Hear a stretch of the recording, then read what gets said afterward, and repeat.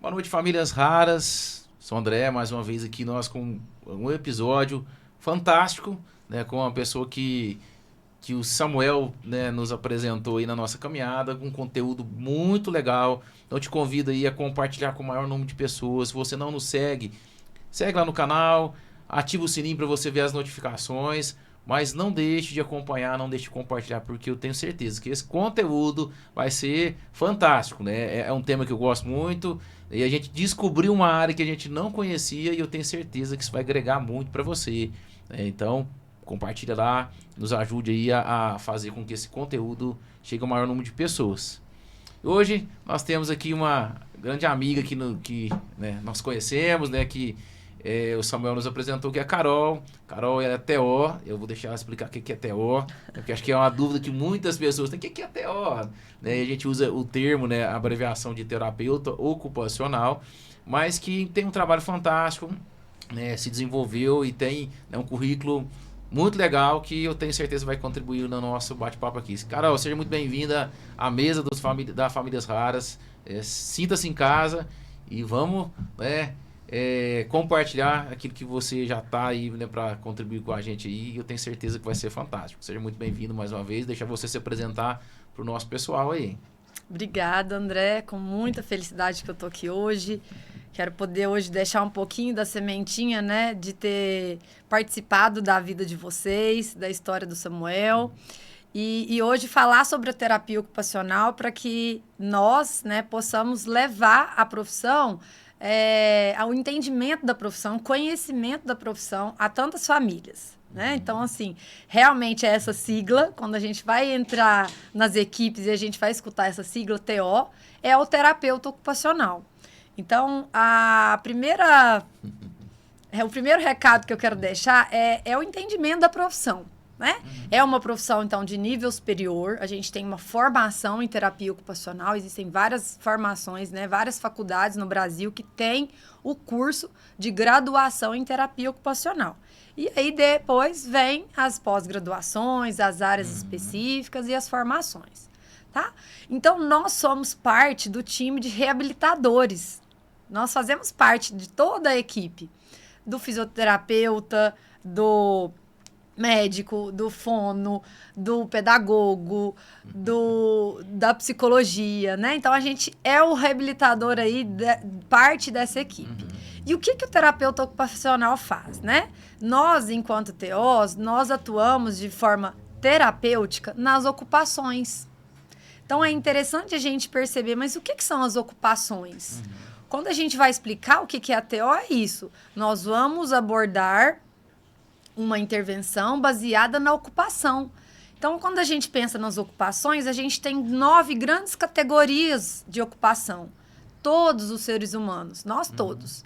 Que são as atividades de vida diária, que nós cuidamos da gente, nós executamos todos os dias. Vestir, trocar de roupa, tomar banho, tudo que envolve o autocuidado. As atividades instrumentais de vida diária, que tem a ver com a gestão da saúde, compras, lidar com a casa, o manejo com os animais, tudo que envolve condições ligadas à nossa casa e à nossa comunidade. As outras subcategorias são o sono, o brincar, o trabalho, a nossa participação social, a nossa qualidade de gestão em saúde. Então, nós todos exercemos nossas ocupações todos os dias. Então, eu queria deixar esse recadinho. E quando a gente tem, então, uma deficiência, uma incapacidade ou uma limitação na vida dos nossos pacientes, todas as ocupações, elas se transformam. Elas são atividades não casuais. Elas vão passar por necessidades de adaptação. Não só das crianças, mas também dos familiares. Então, quando eu fiquei pensando hoje em como expor um pouquinho, pensando em vocês, né? O quanto o papel pai e mãe, ele foi extremamente destacado na vidinha com Samuel em casa, pela restrição do ambiente da casa, dos cuidados, que os outros papéis, eles foram um pouco deixados de lado. Então, o entendimento das famílias é esse. Para que a gente não tenha comprometimento nas ocupações dos pais, a gente precisa lembrar dos papéis ocupacionais. Os pais, eles têm trabalho, eles têm outras funções que, no dia a dia, pelo envolvimento e a demanda, né, das circunstâncias, elas são deixadas de lado. E aí é por isso que, muitas vezes, o adoecimento chega, né? Eu costumo brincar, então, que a gente não consegue trabalhar fora da equipe, porque a gente precisa de cada um cumprir no seu papel nesse grande quebra-cabeça. Eu costumo falar, cara, que o TO, ele é como se fosse um router. Ele conecta as outras áreas. E a gente não conhecia. Eu sou um mundo de TI, a Marina ela é engenheira química, então é um mundo completamente diferente para nós. E quando a gente conheceu o papel da TO na nossa vida, eu falo na nossa vida porque não foi só para o Samuel, né? A TO que teve muito tempo a Andréia, né? Sim. E a Andréia que nos apresentou, gente, de repente chega um dia lá a Carol para substituir a Andréia. Eu falei, Marina, quem que é essa? A Carol veio substituir.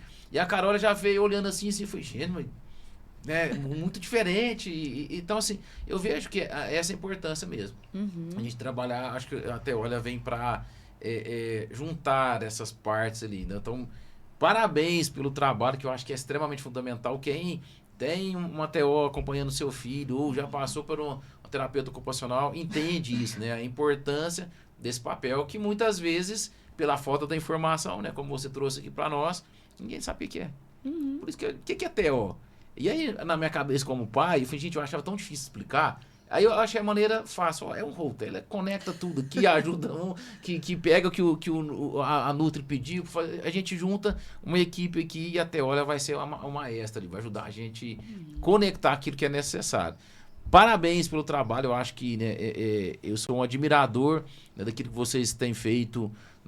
Eu falei várias vezes para o André, porque eu acho que realmente na nossa vida, quando a TO entrou, foi um divisor de águas na vida do Samuel.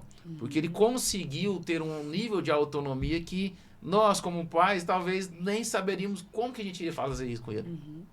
E quando a Andréia, eu gosto, nós tem um carinho muito especial por ela, chega, ela alega, brincava e cantava as musiquinhas com Samuel, e Samuel adorava ela porque ela fazia muito barulho e brinca. Então, assim, eu realmente vejo que a falta da informação talvez leva a muitos pais a não recorrer ao trabalho de vocês, ou até mesmo diante de operador e tudo mais, solicitar o atendimento. Sim. Eu acho que é importante. A gente ainda vive essa realidade de não ser um profissional direcionado, né? Assim, solicitado.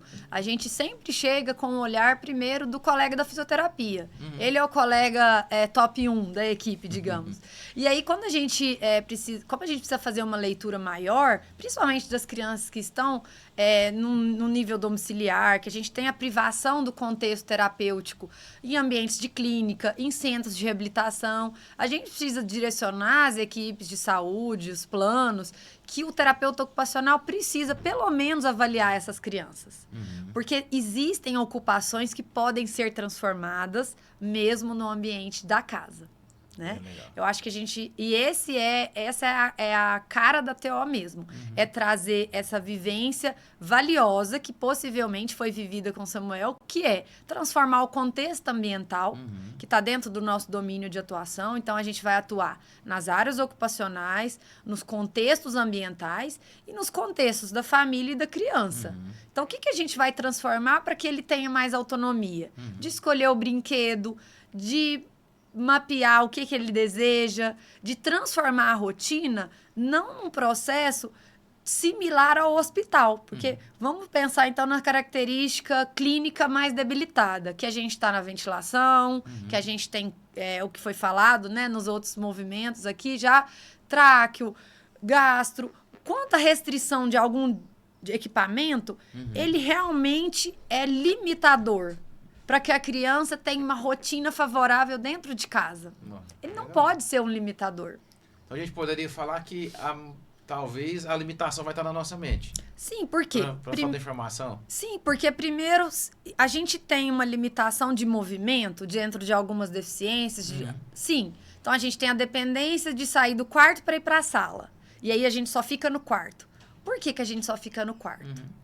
Então, a gente entender a razão da rotina se restringir ao leito.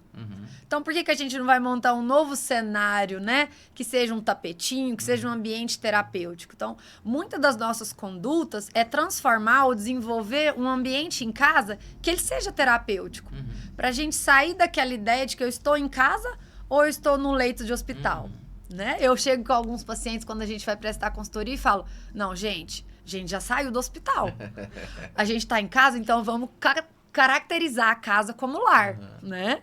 E transformar esse contexto dentro do brincar, dentro do tapetinho, dentro do ambiente, mesmo que a gente tenha o pip-pip do equipamento, que a gente tenha uma farmácia transformada num móvel, a gente pode e consegue transformar esse cenário para que as ocupações sejam feitas de forma prazerosa, significativas, instruindo, né, os pais, porque vocês são os principais reabilitadores da nossa jornada. Então, as nossas estratégias estão voltadas e devem estar voltadas para isso. Então, eu sempre reforço, porque ainda não solicitar, né, um terapeuta ocupacional para ele conduzir essa junção de profissionais. Legal, Carol, porque acho que você acabou de quebrar um mito, né, trazendo uma informação que é importante. Você falou algo que eu lembro que você falou isso lá em casa para nós. Já saímos do hospital, estamos em casa. E como que isso é difícil, né? Porque se a gente fica olhando só na nossa dor, a gente está preocupado só com o equipamento, com a farmácia e o restante. Sim. Como é que vai? Eu lembro que a gente criou um quartinho pro Samuel, a gente colocou uma série de brinquedos diferentes que ele não tinha. E a gente começou a estudar que tipo de brinquedo e como que a Andrea, ela usava isso ali para ajudar a estimular coisas que ele não fazia. Então, por exemplo, o Samuel tinha o cerebelo direito, ele era um pouquinho menor. Daria um pouquinho de trabalho, o esforço maior no equilíbrio. Eu lembro que o Samuel sentou sozinho com 1 ano e um mês. E foi um trabalho de 2, 3 meses, quando muito, para ele sentar. Eu aprendi a sentar. Mas por quê? Ele tinha que ir lá pegar o brinquedo. Ele tinha que, né, queria chamar alguém, ele tinha que dar o seu jeito de chamar. Então, eu acho que o papel da TO, né, dentro de uma família que tem a sua criança, que tem a sua raridade, sua limitação, ela é importante porque vai dar uma vida daquilo que a gente não enxerga. Porque nós, como pais, a gente tem a tendência de colocar a criança numa redoma ali e falar, não, ele é de pelúcia, né? Eu sempre falava, o Samuel não é de pelúcia, mas na hora de agir, né, a gente tem essa dificuldade, né? Sim. Todos os pais têm, né? E eu acho que ver isso no dia a dia é comum, né? Mas eu acho que é a gente trazer para vocês assim, a conquista só chega quando você recua. Olha só que legal. Tá? Por quê? E é assim com a nossa formação. Você só se desenvolveu e se tornou um adulto forte porque alguém recuou. Alguém que direcionava e conduzia você, que normalmente são os pais. Então, alguma hora a gente vai falar, olha, vamos recuar aqui. Se consegue fazer essa habilidade, por que a gente antecipa? Né? Então, eu falo muito com as famílias, assim, para que antecipar? A gente vai parar, a gente dá um pause lá numa habilidade motora que é muito importante para o cérebro, que é planejar antes do movimento. O movimento só sai se a criança planejar. A gente não consegue, a gente não pode tentar queimar essas etapas. Queimando as etapas, a gente deixa com que o avanço do movimento, da função motora, da habilidade de sentar, ele seja tardio. Então, a gente precisa entender o que dá para chegar mais cedo, recuar vocês, né? De falar, olha, até aqui vocês vão, até aqui a gente vai. E somar isso daí. E eu acho que todo mundo pode aprender isso como pais, como cuidadores. Eu acho que grande desafio também faz parte da equipe dos cuidadores, dos técnicos, dos enfermeiros. É uma angústia que eu vejo das famílias, né? Preocupar ali só com o equipamento, se o cuidador tá fazendo certo, se ele já aspirou, se ele só seguiu a rotina clínica, né? Ele só cumpriu a tarefa da sobrevida. Né? Eu sei, é uma preocupação inimaginável da gente entender se o contexto tá tudo bem clinicamente. Mas se está, vamos deixar então a vida correr e a gente conseguir aí cumprir nos degraus de evolução. Isso é tão importante, né? Eu vendo assim na evolução. Quando a gente começa a estudar, que acaba que eu tenho muito hábito de fuçar, de estudar, eu gosto muito disso. E a gente vai vendo que essa profissão de vocês, esse trabalho de vocês não é algo tão antigo, né? Ou pelo menos não tão falado. E eu vejo que, assim, se a gente for parar para pensar hoje, a criança deveria já ter o acompanhamento da TO desde que nasce. Porque realmente você falou algo importante. Eu vejo que muitas vezes eu, como pai, eu que limito o meu filho. Só eu que vou. Porque. Coitado. E eu acho que esse coitadismo que a gente vai desenvolvendo. Lógico, tem. Né, a gente já falou da falta da informação. É um mundo novo, mas talvez inconscientemente a gente vai criando esse ambiente de coitadismo. A criança vai limitando. Isso. Ela não vai conseguindo desenvolver questões básicas ou que ela precisa raciocinar. Tá tudo entregue para ela. Porque ela tem um dispositivo que faz ela alimentar e ela não tem aquele... Mas o que eu posso fazer para contribuir na hora da alimentação? Então, acho que esse é um grande desafio, né? Eu queria que você contasse para nós um pouquinho, na sua trajetória aí, como é que foi, por que você escolheu terapia ocupacional, o que te fez, né, brilhar os olhos para essa área? Olha, eu acho que ter passado por circunstâncias difíceis, muito jovem, na minha vida pessoal, me fez buscar uma profissão de reabilitar. De poder pensar em como eu posso servir o outro. Eu acho que eu tenho isso no sangue, né? Eu acho que eu herdei isso. E eu acho que eu vou procurar uma profissão que eu vou servir. Mas servir dentro de algo muito entusiasmante. Então, o que gere a nossa vida? Como a gente é, como que é nosso funcionamento na ocupação. Porque se eu não sei trilhar minha vida nas ocupações, eu preciso de direcionamento. Então, eu sou suspeita, assim, que há quase 15 anos de formada, eu tenho prazer, eu não tenho, às vezes, a queixa de outros colegas, tem que explicar o que é TO de novo. Eu tenho prazer todos os dias de falar, porque realmente foi uma escolha de poder conduzir as pessoas no fazer ocupacional. Nós somos seres ocupacionais. A vida, ela exige da gente todos os dias a execução das ocupações e elas podem ser mais leves, mais prazerosas. Então, hoje, poder compartilhar com esses ganhos na vida de tantos pacientes, de tantas famílias, é a minha missão e eu acho que é o partilhar que eu deixo para os outros colegas da terapia ocupacional, que é entender, primeiro, a sua trajetória na profissão. E dentro da profissão, escolher as suas áreas de intervenção, escolher suas áreas de domínio. Então, eu desenvolvi a expertise no currículo porque venho trabalhando há muitos anos em serviços de reabilitação com equipes. Então, trabalhar em equipe é você expor a terapia ocupacional e é você ouvir o outro, aprender com o colega o tempo todo. É eu entender, não, agora eu saio de cena porque quem precisa de entrar em cena é a fono. Agora eu saio de cena que quem precisa dominar essa janela de intervenção é a psicóloga. Então, trabalhar em equipe é isso, é a gente saber que cada um tem a sua caixinha e que a gente pode dispor de um mesmo objetivo. Mas a bagagem, a abordagem, ela tem suas diferenciações. Então, a gente tem que entender também que é diferente. O TO é diferente do da psico, da fono, do fisioterapeuta. A gente pode ter um mesmo conjunto, igual você falou desse elo. Por que a gente é o elo? Porque a gente vai pegar o que cada um está contribuindo e vai transformar isso para a caixinha das ocupações. Então, o Samuel treinava com a físio rolar para ele sentar, a fono faz isso, a fono precisa que eu faça isso para ela fazer uma coisa na tarefa sentada.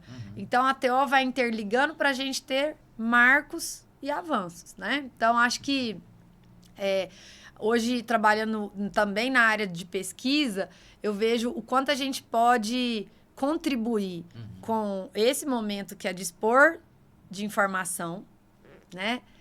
Para que ela chegue mais fácil. A gente tem que ser um multiplicador de conhecimento e de informação. E a gente tem que assumir a postura, né, da missão na vida das famílias. Então, a gente transformar, a gente trabalhar com a verdade, com a sinceridade, e com o conhecimento técnico, né? Quando eu cheguei lá para falar com vocês, então eu tinha essa certeza de que, às vezes, a escuta ia ser um pouco difícil naquele momento, mas era a hora, né? Era a hora da gente mudar, era a hora da gente poder pensar num dispositivo de locomoção, né? Porque se a gente não vai conseguir mover sozinho a criança, hoje a gente tem um mercado lindo de conseguir dispor do movimento, de conseguir dispor e inserir essa criança na vida social, na vida familiar, dela ir para a rua, para a comunidade, para o shopping, para a escola, né? Então, o grande diferencial hoje que eu quero deixar, em especial para as crianças, é a terapia ocupacional dentro da principal ocupação da criança, que é o brincar. O brincar, ele é lindo e ele não pode ser privado, independente da circunstância que a criança esteja. Então, eu torço para que a gente tenha mais TOs desde o nascimento, seja na UTI, seja no ambulatório, e a gente está caminhando para isso. É legal porque você falou algo que a gente sempre teve em mente. Eu lembro que uma das primeiras vezes que a gente foi na doutora Neuza, não sei se você conhece ela, Sim. Coração Grande, a gente, ela foi também para nós especial. Da minha vida. Eu lembro que ela falou assim, olha, na casa de vocês tem que ter muito barulho, muita coisa colorida, porque tem que estimular, né? E tinha, né, uma possibilidade do Samuel não estar enxergando bem ou não estar escutando, mas o Samuel ele era detalhista, então ele enxergava a formiguinha que estava passando aqui, ele vibrava na formiguinha, ele escutava de longe, então, mas ela falou isso para nós, a importância do brincar. Eu queria que você falasse um pouquinho mais para nós aí, o que o brincar pode gerar na vida de uma criança que tem algumas limitações, algumas, né, vou dar o exemplo do nosso Samuel, ele, ao lado direito dele, ele veio ali com uma paralisado. Vou dizer paralisado porque depois estava normal, ele tinha toda a movimentação que ele precisava. Mas eu vi que uma das coisas, lógico que a FIS ajudou bastante, mas o brincar estimulou muito ele. Então eu queria que você comentasse um pouquinho para nós aí, na sua visão aí. Primeiro, então, porque ele é a ocupação da criança. Como que a gente aprendeu na nossa infância habilidades de cognição, atenção, interação? A gente, criança, olhou para o brinquedo, pegou o brinquedo, bateu o brinquedo, encaixou o brinquedo, derrubou o brinquedo. A infância, ela é construída de habilidades que envolvem o brincar, a brincadeira. Como que eu vou entender a minha vez de brincar se eu não consigo brincar com o outro? Espera, agora você, agora sou eu. Então, o brincar, ele é a ocupação da criança. A terapia ocupacional, ela tem, então, a intervenção através do brincar. Então, o brinquedo é meu objeto terapêutico. Eu quero que ele pegue o objeto e bata. E quando eu bato, eu repito uma ação, ele consegue repetir? Concorda que aí eu tenho um aprendizado? Porque é através do brinquedo, do estímulo, que envolve as habilidades do brincar, que eu observo, que eu escuto, que eu respondo, que eu comunico. O brincar é o caminho de entendimento cognitivo, social. Por isso que ele é tão importante e ele tem a sua beleza em cada fase dos marcos infantis. Eu não posso oferecer caneta e papel para um bebê de 3 meses. Mas aos 3 anos, ele é a intervenção terapêutica mais gostosa da brincadeira. Uma criança com 3 anos quer caneta e papel. Mas e o bebê? O que o bebê quer? O que o bebê precisa? Então, se eu não tenho 2 lados do corpinho movimentando, o que o terapeuta ocupacional vai favorecer para aquele brinquedo que precisaria das 2 mãos conseguir expor para a criança a utilidade ou objetivo dele? Ou eu vou entrar com algum recurso para que um bracinho segure e o outro brinque? Então, é deixar esse recado que o brincar, independente do diagnóstico, do prognóstico, da condição clínica, se eu tenho equipamento, se eu estou no leito, se eu estou na UTI, o brincar ele não pode ser privado. Legal. O brincar é a primeira porta para a vida. É a forma de aprendizado, é a forma de eu entender aonde que eu tô, é a forma de interação, de criação de vínculo, de afeto, né? Brincar com os pais, brincar no berço, brincar no quarto, brincar no chão. O brincar é a fonte de investimento das famílias. né? Eu acho que a gente tem que guardar isso. O brincar é lindo, ele é construtor, né? Ele é um construtor mesmo. Ele pega o afeto junto com o brinquedo, e não precisa ser o brinquedo mais caro, não precisa ser o recurso mais valioso. O brincar, ele requer a disposição do adulto a estar na presença da criança. E ali a criação, a imaginação, o recurso mais simples ou mais valioso, ele é o meio para a ligação entre os dois, né? E depois ele vai chegar em outras fases da vida que ele tem que ser adaptado. O brincar ofertado para um bebê dentro do hospital, ele é diferente quando ele vai para casa. Não tem um brinquedo. Eu tenho alguns colegas que trabalham, de fato, só na área infantil, sobre orientação de brinquedos, que elas chegam assim, as famílias têm dúvidas sobre qual brinquedo que eu compro para uma criança especial. Uma criança que tem deficiência. Qualquer brinquedo. Qualquer brinquedo. E não existe um brinquedo para criança com deficiência e para criança sem deficiência, né? A criança sem uma deficiência motora, ela pode trazer ainda uma dificuldade cognitiva de entender o brinquedo. Então, eu vou usar um brinquedo que traz habilidade cognitiva, que eu tenho que prestar atenção na cor, no encaixe, no botão. Agora, quando a criança tem uma deficiência motora, uma limitação do movimento que impede a ação ali de manusear o brinquedo, eu tenho que pensar em outras abordagens motoras para que o brinquedo ele ocupe, né, o objetivo que ele deseja. Ele é o som, ele é a iluminação, ele é empilhamento, né? E isso é um pré-requisito para a gente construir habilidades lá na frente. E a gente não sabia a importância do brincar. A hora pra você ver aqui. Tá vendo, Ivan? A gente achava que antigamente brincar era coisa de menino. Não é coisa de menino, é coisa de adulto, né? Vamos falar. É coisa de todo mundo. É tão interessante que eu já vi alguns casos, né, de criança que tá ali num ventilador mecânico, ou seja, não tem a mobilidade de uma criança, igual o Samuel tinha um atraque, mas ele estava em ar ambiente. Mas mesmo assim, como você mesmo disse aqui, ela pode desenvolver a habilidade do brincar, né? Pode desenvolver algumas habilidades. E eu vejo que talvez é um certo preconceito ou falta de informação, não sei qual que é o melhor, de muitos pais, né? Porque não tem esse entendimento. O que o brincar pode desenvolver na ocupação daquela criança, pensando em longevidade, pensando em dar para essa criança, que vai ser um futuro adulto ali, né, mobilidade, independência, né? Eu vejo, você falando assim, eu lembrei, né, vai passando uns flashes na mente da gente, as evoluções do Samuel muitas vezes foi... eu consegui agora abrir um brinquedo que eu não fazia, colocar um negocinho lá, ou ir experimentar uma grama, brincar na areia, e como que isso aí foi despertando. E eu percebo, Carol, que o salto de evolução dele foi muito grande com essas interações.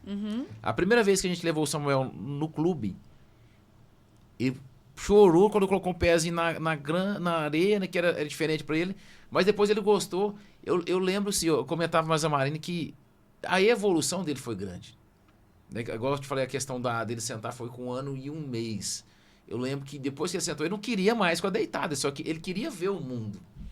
E eu vejo que realmente foi o trabalho, né, da multi-equipe que ele tinha, isso é importante que você falou. Mas então, brincar é a vida, né? Brincar é uma habilidade, é uma sementinha que tem que estar em todos nós. Porque a vida tem essa leveza da criança, porque um dia nós somos criança e a gente precisa entender o quanto foi gostoso ser criança. Então, não é a gente rotular que por causa da limitação motora, clínica, da deficiência A ou da deficiência B, eu não posso oportunizar a criança de brincar. Porque se eu tenho um desenvolvimento infantil já desde o nascimento, restrita ao leito, restrita à UTI, eu fui privado a criança é privada, o bebê é privado das formas de estimulação. Por isso que quando a gente fala, vamos abrir a janela de oportunização, que é ir no clube, experimentar um novo ambiente, é a gente falar o quê para o desenvolvimento? Pode vir, eu tô pronto, né?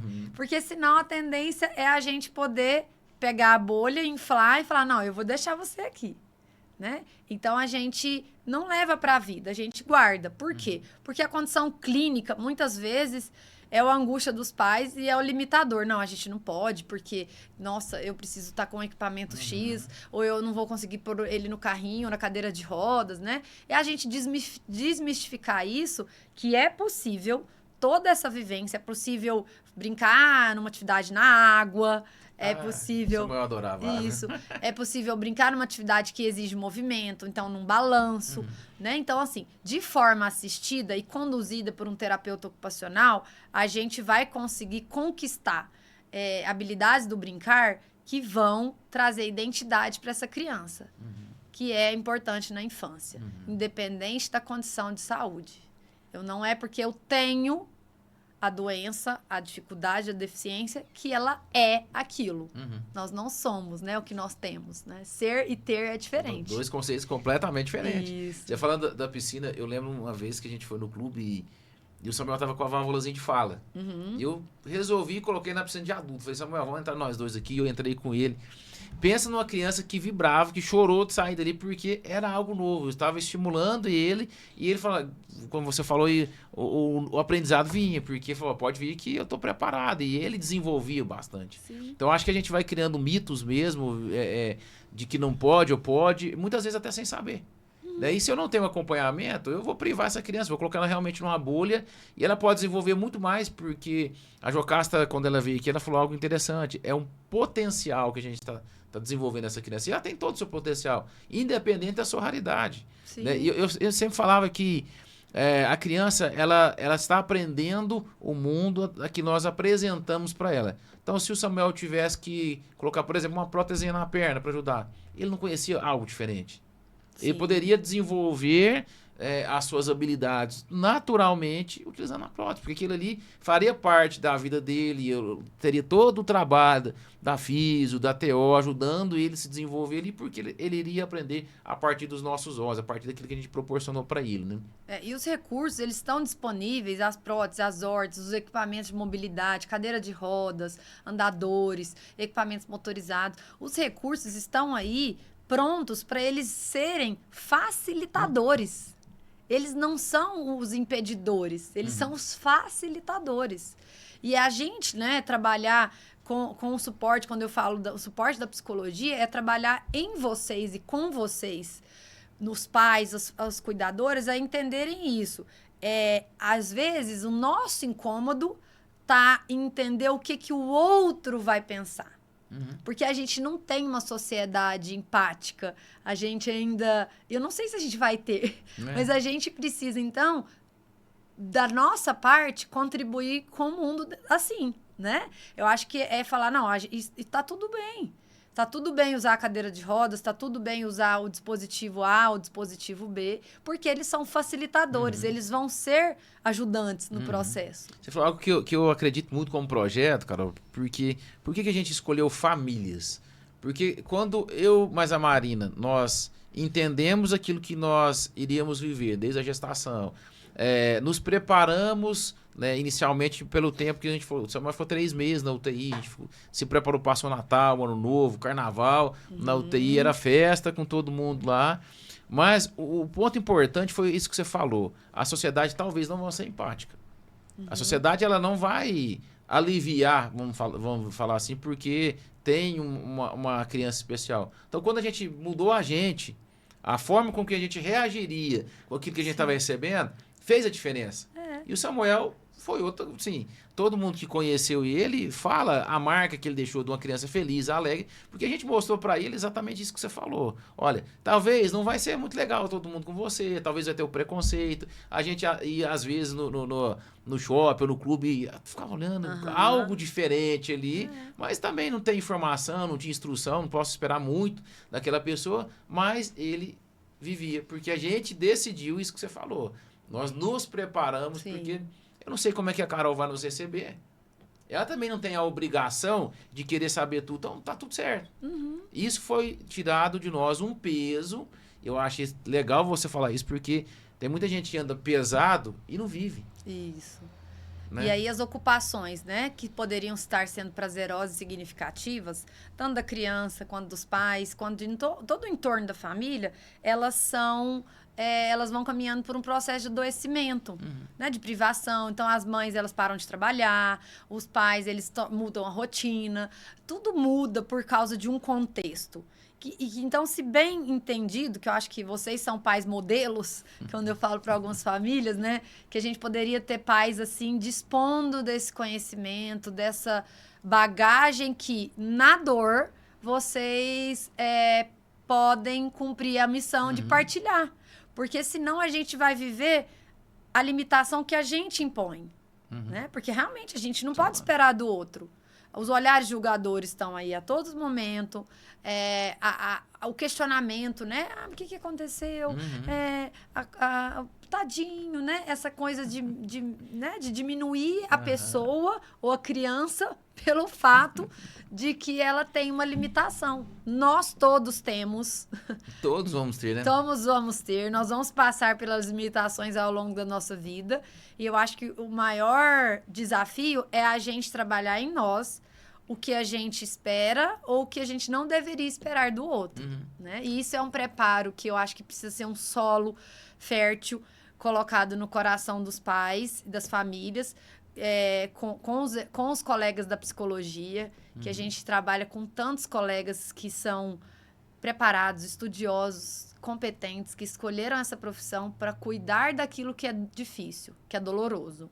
E transformar isso, que é a jornada da ressignificação, que ela é difícil, para a gente realmente tirar essa mochila das costas.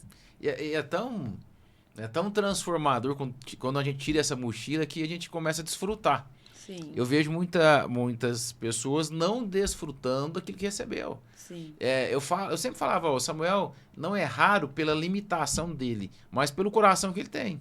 Sim. E a limitação dele era só um processo que a gente estava vencendo a cada instante, né? E ele iria ter uma vida normal, né? Na nossa visão, que a gente estava se preparado para isso. A gente estava olhando e falou, tá tudo certo. Talvez ele demorar um pouquinho mais para jogar um futebol, talvez ele demorar um pouquinho mais para ter uma natação, mas a gente desfrutava de cada momento. Se você conversasse com as meninas da equipe dele lá, principalmente estava diário lá, a gente sempre, né, criava um ambiente que proporcionava essa alegria, porque era bom para nós, era mais leve. A gente teve que aprender a pedir ajuda.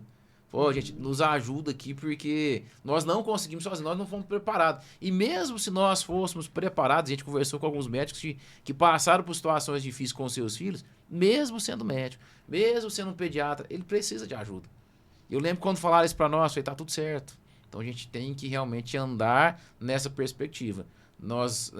Ninguém deve nada para nós, o mundo não deve nada para nós, Deus não deve nada para nós, a gente tá vivendo. Isso aí. E isso foi força para nós, né? Isso nos nutriu de muitas... A gente teve alguns desafios, algumas internações que, se isso não tivesse muito claro para nós, a gente não vencia. Sim. E por isso que eu reforço que vocês são os pais modelos, porque eu aprendi isso com grandes TOs renomadas no Brasil, que são da área da infância, que elas explicavam isso, assim, diversas oportunidades de formação da minha vida. Carol, a gente vai pegar a nossa intervenção terapêutica, vai transformar numa bula e vai poder direcionar os pais essa receitinha de bolo. E que a gente vai explicar algumas coisas. Olha, isso vai funcionar, isso não vai funcionar, isso pode dar certo, isso pode não dar, não vai ser assim todo dia, né? E eu acho que na história de vocês, na vidinha de vocês, acho que vocês fizeram o segmento da bula dá certo desde o portão de entrada, quando eu entrei na sua casa, até passar pela sala e a luz do dia, o que vocês desenhavam no processo de organização, da limpeza, da rotina, do quarto, assim, assado. Vocês desenharam toda essa transformação direcionada pelos médicos, mas quando a gente vai para o ambiente de casa, que já era uma vitória, né, sair do hospital... É essa gratidão diária daquele momento. Então, a gente tem que entender que a gente precisa viver aquele agora. Porque se aquele agora for valioso, a gente consegue ter se entregado 100%. Né? E eu acho que os olhinhos dele deixaram isso e essa marca em todos os lugares que ele foi, Uhum. né? Que eu tive a oportunidade de vê-lo, né? Depois no centro de reabilitação, depois voltando no ambiente da casa, depois você expondo em prática aquilo que era possível, né? E eu acho que é esse recado para os pais, assim, pôr em prática o que é possível dentro daquele momento, recebendo ajuda, pedindo ajuda, aceitando ajuda, né, André? Porque a gente às vezes pede, mas não aceita, né? E a gente poder transformar. E eu acho que a missão de vocês é, dentro da sua história, transformar tantas outras. Uhum. Isso é tão legal você falar, Carol, porque eu vejo que isso realmente é uma dor das famílias. Se a gente fosse abrir mais um centro de reabilitação, se a gente abrisse 10, 20, 30, a gente não conseguiria atender a demanda que existe. Né? Você tá aí mais tempo que eu a fila é grande, é muita, e todo dia nasce, todo dia tem. Então, eu acho que se a gente fosse atuar na ponta, talvez a gente não conseguiria, até mesmo porque é difícil, é alto o custo para manter isso. Se a gente trabalhar na família, foi onde a gente viu o resultado.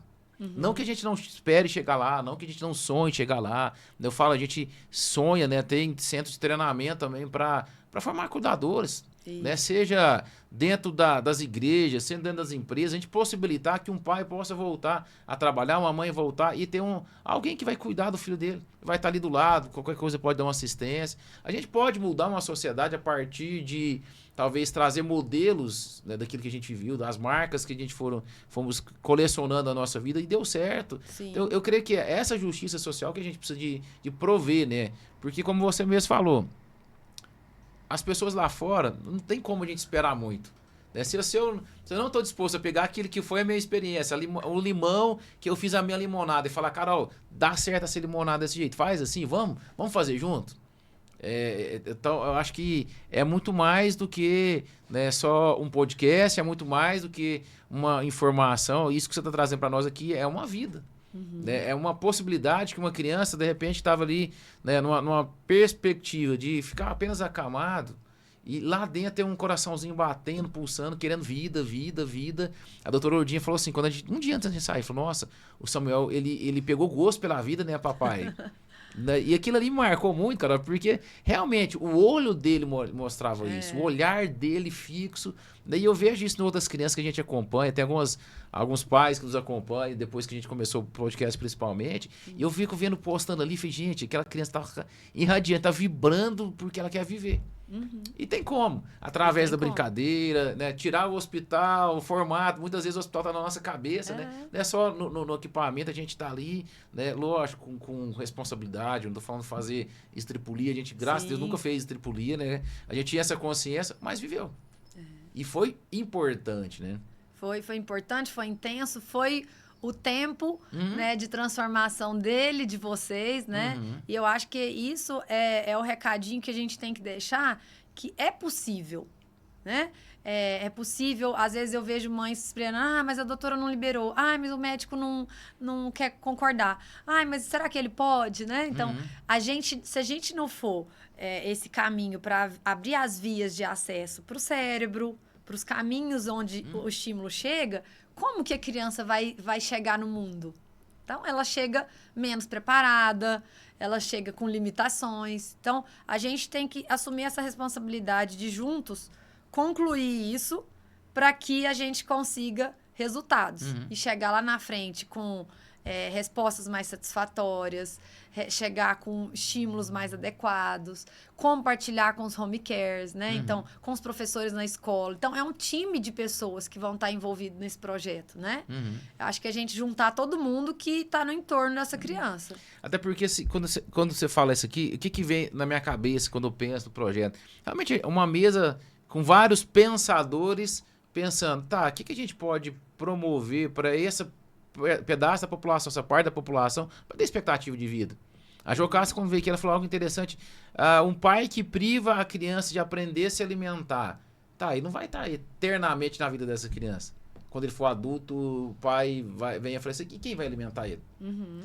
Ele pode ter a limitação que seja, ele não consegue, mas o que a gente pode promover para que essa criança hoje, o futuro adulto, ele consegue ter autonomia. E que é exatamente o que você está falando, né? Isso. E cada profissional vai contribuir com a sua sementinha. Então, se a gente tem, por exemplo, uma dificuldade na comunicação e a gente vai precisar da fono e da TO, a gente não vai conseguir comunicar com uma via fácil, que é verbal. Como que a gente vai comunicar? Hoje a gente tem softwares de comunicação, a gente tem sistemas de automação extremamente valiosos, justamente.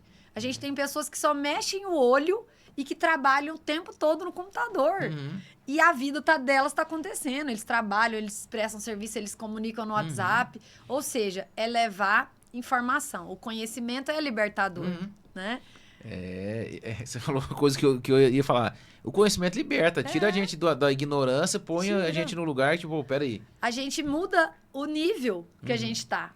Se a gente tirar as famílias desse nível 0, a gente alcançou um pedacinho da missão. Se a gente já difundir isso que você está fazendo, a gente já está no degrau 1, que é convidar vários profissionais. 2, juntar esse movimento mesmo, né? Dar as mãos e falar, vamos pensar numa estratégia, direciona uma pessoa, vamos dialogar com os serviços de reabilitação, né? Vamos montar os cursos de formação. E eu acho que é pensar em, realmente, direcionar uma equipe e falar...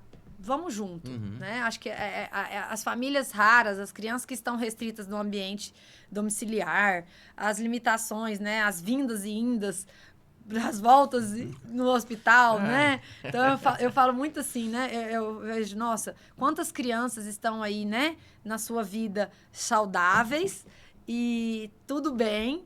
E que, às vezes, elas estão ainda reclamando que elas vão para a escola ou que elas vão no shopping, né? Então, a gente também deixar esse recadinho de que a dificuldade, às vezes, não é ir lá, né? Vamos imaginar uma criança que tem que pegar a cadeira de rodas, que tem que levar a dieta, que quer fazer isso, mas que vai no shopping, né? Eu acho que... E a gente unir... Isso no mundo social, na sociedade, nos ambientes, é o nosso maior desafio, né? Eu acho que é trazer a vida dentro do serviço de reabilitação, dentro do consultório, para fora. Então, vamos mudar, né? Acho que vamos mudar, vamos contribuir para a mudança, né? Isso. Mudar, a gente só muda a gente, né, André? E é muito melhor, né? Quando eu me mudo, eu posso contribuir muito mais. Sim. Eu lembro que né? A gente foi estudando, foi lendo, ouvindo pessoas, né? E isso foi importante para nós, porque eu falei para Marina, fora, a gente não vai conseguir mudar ninguém. Você eu não consigo mudar, eu consigo me mudar. Então, quanto mais eu invisto em mim, o Samuel tinha mais resultado. Sim. E isso para nós foi a gente sempre fala com os pais, pai, como é que tá seu emocional? Como é que tá seu casamento? Como é que tá suas finanças? Como é que tá a sua saúde? Muitas vezes a gente tá cuidando da saúde da criança e a minha saúde. Isso. Eu não sou um homem de ferro, né? Não sou o super-homem. Ainda até brinco, todo super-homem tem a sua criptonita, que é seu ponto fraco. Porque uma hora, né, pode acontecer algo. Se eu sou o único que provê para essa família, para essa criança, o recurso ou as coisas externas, tá errado. Porque se eu não tô cuidando de mim, uma hora vai dar algum problema. Por isso que as equipes a gente tem que pensar nos condutores, né, de prestadores de serviço. A gente não pode pensar assim, essa criança está lá hospitalizada, ela precisa só do fisioterapeuta. Não, no dia que o fisioterapeuta chegar lá, o TO chegar, o psicólogo tem que estar do lado. Vocês precisam, né? As famílias precisam da bagagem, do entendimento, do conforto, do afeto, de alguém ali para dispor de conhecimento, para acudir aquela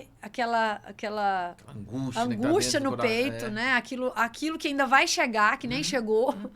E cuidar, para que vocês estejam bem. Então, acho que preparo no solo, que são os pais, para a criança ser uma sementinha. E os profissionais, eu falo que a gente vai ir lá regar todo dia. A gente vai regar, e cada um vai cumprir a sua jornada.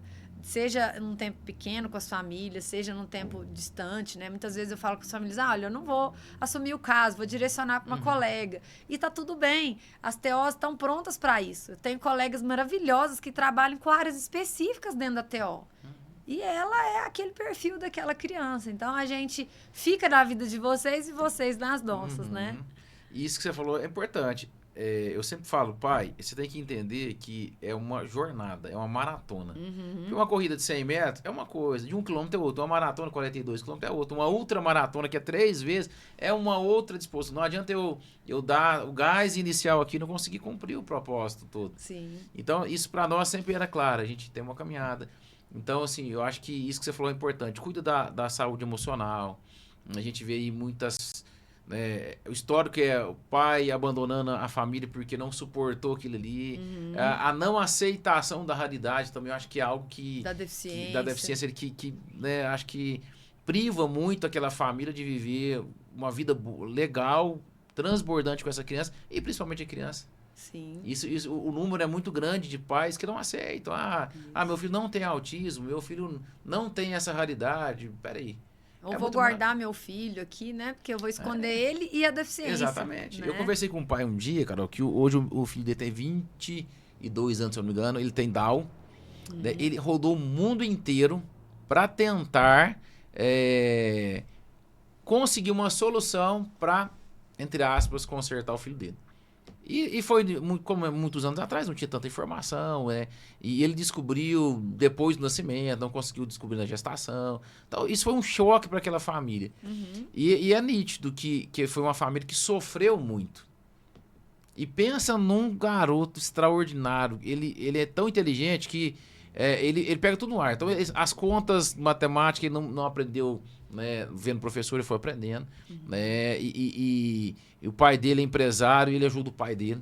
Eu sigo um rapaz aqui no Instagram, que eu esqueci o nome dele, mas ele é formado, ele trabalha, e ele gosta de gravar vídeo, acho que ele virou youtuber, né? E ele grava um vídeo e falou, quer ver, você tá achando que quem tem Down é tímido? E dançando na rua, você encontrou um cara em São Paulo tocando um violão, ele dançando assim, mostrando que, né, dá pra viver bem. Dentro daquilo que ele tinha, que era a limitação aos olhos de muito, provavelmente veio de uma família que conseguiu olhar e falar, não, existe um potencial, não só uma limitação, né? E uma família que se blindou dentro desse mundo. E aí essas são as famílias transformadoras. Porque elas têm essa missão de poder transformar outras. Entendeu? Então, acho que é assim, a gente poder ajudar tantas outras a serem transformadas. Eu acho que esse é o papel fundamental de cada profissional, né? Cada profissional, se olhar com esse olhar que você olha, você falou aqui, nós vamos poder mudar uma realidade de uma família. E eu sempre falei, se o projeto Famílias Raras mudar uma família, nós já ganhamos um grande avanço. Porque é uma família que vai poder, desde entender as suas áreas de ocupação, como nós vamos trabalhar, como nós juntos vamos resolver essa questão aqui, para que essa criança aqui, que vai ser um futuro adulto, ele consiga também trabalhar nas suas áreas de atuação ali, de ocupação, de uma forma saudável, de uma forma prazerosa. Porque para mim, nunca foi pesado, Samuel. Nunca foi um peso. A gente nunca olhou para o Samuel, nossa, ele é um peso. Não, ele era o nosso filho. Né? Não sei se você sabe um pouquinho da nossa história, nós demoramos 5 anos, 6 anos tentando. Fomos tentar a fertilização, não deu certo, porque fechou por causa da pandemia. Dia 17 de março de 2020, a gente conseguiu montar lá os embriãozinhos, e no dia 18 fechou o mundo, quando a pandemia de 2020. Samuel veio de métodos naturais. Então, assim, aquilo ali para nós era uma alegria. Lógico, teve limitações, teve, mas eu sempre falo, né? Cada um tem a sua raridade. Um é no físico, outro é na emoção. Cada um vai ter a sua raridade, vai ter que lidar com algo na sua vida. Mas eu acho que a mensagem que você trouxe para nós aqui dessa superação, dessa ressignificação, dessa condição de que essa família pode sim viver bem com essa criança, terá suas adaptações, né? Quem não tem sua adaptação, né? Mas é importante, eu acho que é isso que a gente precisa. Né, como profissionais, como pais, como cidadão, né? A gente olhar, né? Não tô falando, não é pouca gente, não, é 25 milhões da população do Brasil que tem seus diagnósticos. E aqueles que não têm? Samuel não teve. Então, será que nós somos 50 milhões, talvez hoje? Vamos dobrar aí, né? Então, né? E pensou, se essa parcela da população não for ter uma vida boa, eu acho que seria uma vida muito triste, né? Eu acho que, assim, lógico que a gente respeita cada raridade, cada caso é um caso, não tem uma forma... É uma família, mas eu acho que todo mundo pode buscar isso em comum, né? Esse olhar da terapeuta ocupacional que conecta, eu acho que é importante. Para nós fez todo sentido. Ó, vamos trabalhar assim, E aí houve mais conexão do André com o Samuel, da Marina com o Samuel, da equipe, que né, realmente a gente foi agraciado com a equipe que ama. Nós somos amigos até hoje. Nós encontramos para churrasco, a gente vai no casamento. Eu fiz o casamento da Dani, que era a enfermeira coordenadora. A Carol teve neném agora, a Lívia, a gente visitou. Vamos estar juntos, porque realmente a gente conseguiu transformar um ambiente. Isso. Porque como pessoas, na função dos profissionais, né? Porque nós estamos lá todos como ser humano, né? Mas ocupando naquele momento a função de terapeuta ocupacional, de cuidador, né? Então, na função que a gente exerceu naquele momento, como profissional, a gente construiu laços, né? De amizade e de comprometimento técnico da nossa bagagem, né? Da nossa profissão. Acho que vocês foram beneficiados realmente com uma equipe de enfermagem, de assistência domiciliar, né? Muito valiosa, né? Providência, né? Do alto. Com certeza. Eu acho que a gente entender também o quanto dentro da nossa gestão de vida a gente construir aí o que também nos fortalece, né? Com a espiritualidade. E isso faz parte também da caminhada nessa jornada. Hora restrita, hora hospital, hora vida, né? E a gente vai vivendo, vai dando tudo certo. Eu falo que sempre vai dar certo. Carol, eu queria que você deixasse para nós uma mensagem para cada pai, para cada mãe, ou adolescente que está vivendo, né, isso tudo que a gente falou, né, da raridade, dos desafios, uma mensagem para contribuir para essa família e eles poderem realmente olhar de um outro olhar, como nós tivemos a experiência, gente. Nós tivemos a experiência lá, quando a Carol olhou, e ela não era um olhar apenas na ponta, ela teve um olhar, né, holístico ali, um olhar mais amplificado, e isso nos deu direção. Então eu queria que você pudesse contribuir com essa família. Eu sei que nós vamos poder falar outras vezes de outros assuntos, mas eu acho importante isso, porque para nós foi um diferencial, né, nos ajudou a mudar o degrau que a gente estava. Eu queria que você deixasse, né, para cada um que está nos assistindo aí e vai nos assistir, né, uma palavra assim mesmo, né, um direcionamento aí, pudesse contribuir. Então, eu acho que a gente pensar que quando a gente é um prestador, né, de serviço dentro da nossa área, a gente vai levar o que é de competência da profissão. E o que é de competência da profissão? É transformar o contexto ocupacional. E foi isso que a gente fez na sua vida, e é isso que a gente faz na vida de tantos pacientes, quando eles falam, nossa, Carol, quando a gente começou a TO, a gente mudou. Então, o que é isso? É a gente levar uma nova lente. A gente levar uma lente que tem significância nas ocupações, que tem objetivo diário, que tem ajuste na rotina, que tem novas habilidades, que é o olhar para o potencial, que é o elo das equipes, que é o elo das pessoas. Então, acho que ser terapeuta ocupacional, e isso é realmente a nossa diferenciação da nossa classe, da nossa profissão, é transformar e trazer outra lente. A vida é vista com outra lente, né? E aí a gente consegue trazer para vocês essa funcionalidade na vida de uma forma mais leve. A gente transforma isso com diversas abordagens para que as ocupações elas sejam significativas, elas sejam prazerosas, elas sejam com objetivo, com afeto e transpor, né, do degrau da dor também, olhar para a dor e conversar com a dor e a gente juntos caminhar, né, dentro da nossa bagagem, da nossa habilidade técnica. Acho que o recado é esse, é a gente deixar a lente chegar através do olhar do terapeuta ocupacional, porque realmente tem uma mudança importante na vida das famílias. Que legal. Carol, obrigado por ter aceitado aí o nosso convite, o desafio da gente sentar à mesa. Eu queria te agradecer, né, publicamente, tudo que você fez por nós, toda a sua contribuição, mas também eu creio que vai poder contribuir com mais outras famílias que vão chegar aí. Eu queria exatamente o que você falou. Vamos mudar a lente, vamos ajudar as famílias a mudar a lente. Eu tenho certeza que todos vão poder ter uma oportunidade como nós tivemos, de desfrutar daquilo que nós recebemos ali de Deus, que é uma criança que, independente da sua raridade, é um presente para nós. Isso. Obrigado pela contribuição, pelo carinho, né? Qual que é o seu arroba do Instagram, pro pessoal seguir? @Caroline Valentini. e da nossa página, @Grato Terapia Ocupacional. Ó, legal. @Grato Terapia Ocupacional, @Carol Valentini. Isso. Valentini, segue lá, compartilha, se você tiver dúvida, se você quiser, né, uma consultoria, acessa lá, chama a Carol e a equipe dela vai poder te assessorar muito bem.